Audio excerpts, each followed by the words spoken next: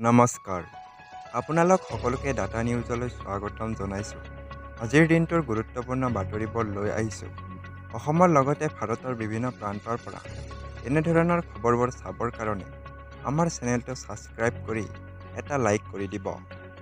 অংগনবাড়ী কৰ্মীসকলৰ বাবে এখন নটিচ জাৰি কৰা হৈছে। এই নটিচত উল্লেখ আছে যে যোৱা কেইদিনমান পূৰ্বে আমাৰ স্থায়ী সভানেত্ৰী জয়মতী দাসৰ পৰিচালনাত পেঞ্চনাৰ ভৱনত ৰাষ্ট্ৰীয় কমিটিৰ বৰ্ধিত সভা অনুষ্ঠিত কৰা হয়।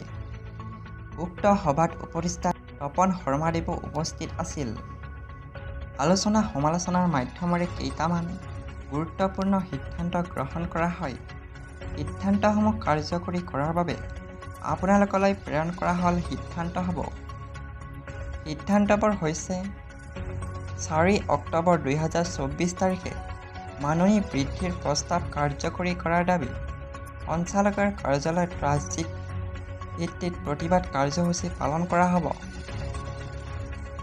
কামৰূপ মহানগৰ, দক্ষিণ কামৰূপ, দৰং, ওদালগুৰি, তামুলপুৰ, বাক্সা, নলবাৰী, ধুবুৰী, বৰপেটা, নগাঁও, হোজাই জিলাৰ পৰা সদস্যসকলক আহিবলৈ আহ্বান জনোৱা হ'ল।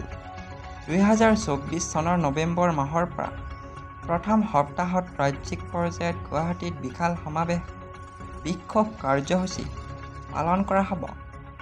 পূৰ্বৰ 7 দিন ধৰি ধৰ্ণা কাৰ্যসূচী পালন কৰা হ'ব।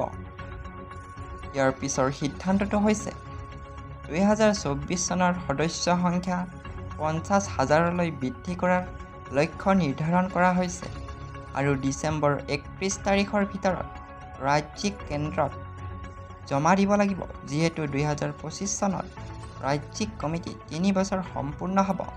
এইবোৰ বহুতো সিদ্ধান্ত গ্ৰহণ কৰি অংগনবাড়ী কৰ্মী আৰু সহায়িকা সন্থাৰ ফালৰ পৰা এই নটিচ জাৰি কৰা হৈছে।